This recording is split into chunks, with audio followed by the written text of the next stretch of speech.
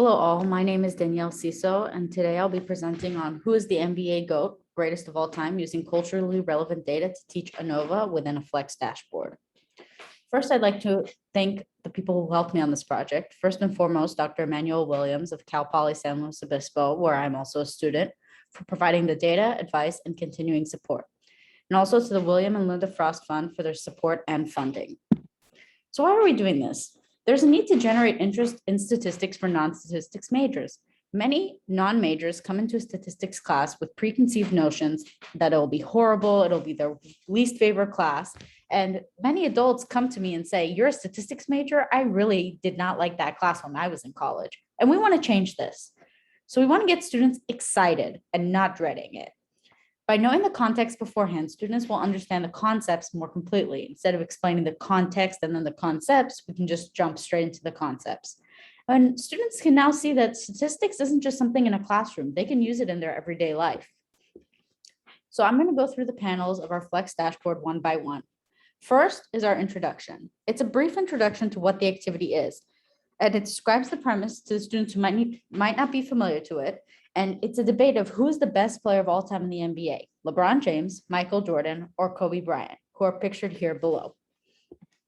The next tab is a video with highlights of the three players. It's about 2 minutes long, and it's just to get students excited.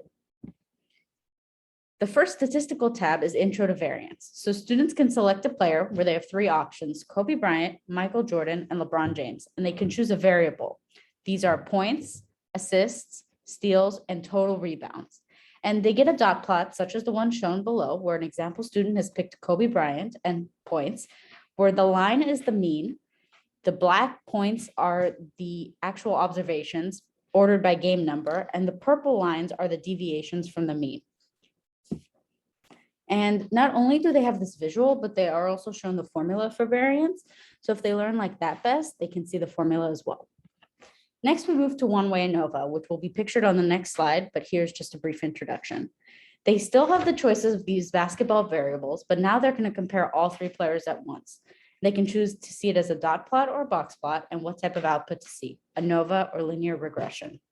In the linear regression output, player is the explanatory variable and the student selected basketball variable is the response. Now they can compare all three players at once to see if the differences between them are statistically significant. So here's an example student who chose to see a box plot, compare assists, and see ANOVA output. We see here that the p-value is 0, which means that at least one of these means is statistically significant different than the rest. Just looking at the graph, it looks like LeBron has the highest median assists and Kobe has the lowest median assist. Of course, median because these are box plots. In the future, we would like to test the effectiveness of this method compared with traditional methods with an experiment. Of course, as statisticians, this method might seem great to us, but does it really work? And the only way to do that is with an experiment. And this activity can also be modified from multiple different ways. Either the statistical concept can be changed, such as two-way ANOVA or multiple regression, and then exploring the connection between regression and ANOVA more. We can also change out the data set to use a different data set or context because not everybody loves basketball. So we can change it to either a different sport or a different context that appeals to more students. So in conclusion, we're using NBA data within a Flex dashboard to introduce the concept of variance and expand it to analysis of variance to encourage student interest. Students who are interested in what they're learning better understand it and are more likely to be open to learning these statistical concepts that seem like a foreign language to them. And the most important thing is to utilize different teaching styles to appeal to different types of learners.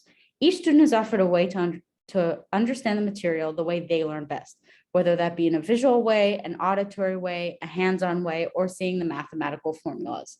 They're given pictures, they're going to be talked through the activity with their instructor. They can see the variables changing when they click on different options, and they can see the picture as well.